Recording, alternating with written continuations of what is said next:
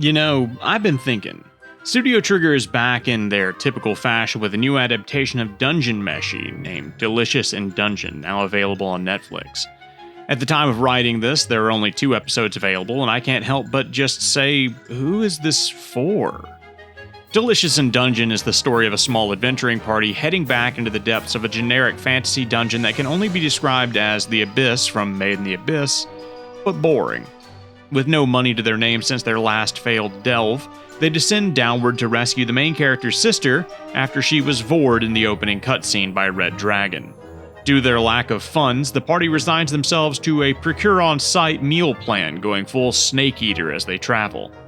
The whole tone is very noble, bright, and whimsical.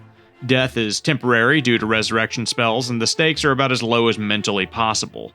It would be fine if this was a comedy show, but it's not. It can't think of a single joke. It's a world-building slice-of-life feel-good show, where the biggest issue of the day might be an attack from a monster that will never do any more than poison or wound someone. And I guarantee you that the wound or poison can be healed by eating the right thing, too.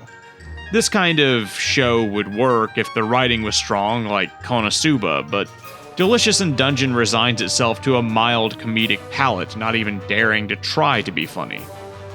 The world building and cute atmosphere are definitely the main draw here, but the world building is uninspired and the mood lacks punch due to the lack of comedy.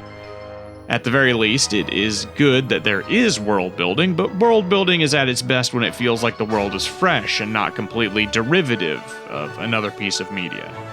That is to say, of course, that Delicious in Dungeon feels entirely derivative of Dungeons & Dragons and Dragon Quest, due to the monsters being generic slimes, cockatrices, basilisks, and walking mushrooms with the occasional dragon or man-eating plant.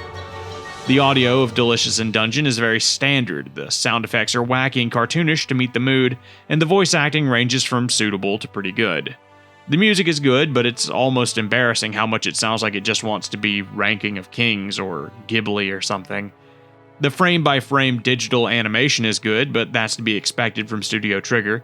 The storyboarding and art style leave something to be desired, with a lot of the art looking just downright flat and boring outside of a few standout scenes that I hesitate to call Sakuga sequences. But the design of the characters are appealing, and I can see the show gaining a lot of traction off of Twitter artists alone. Remember, kids, if you want your work to have appeal, design your characters with fan art in mind. Mostly, the biggest question for me is just, who does this appeal to? As a matter of fact, who's the audience for cooking anime in general?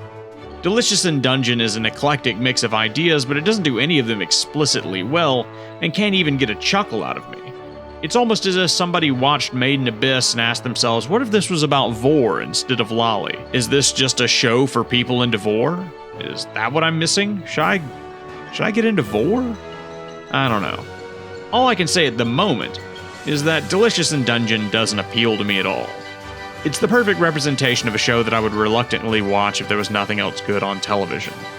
It really, really needs a dramatic hook and a good injection of tension.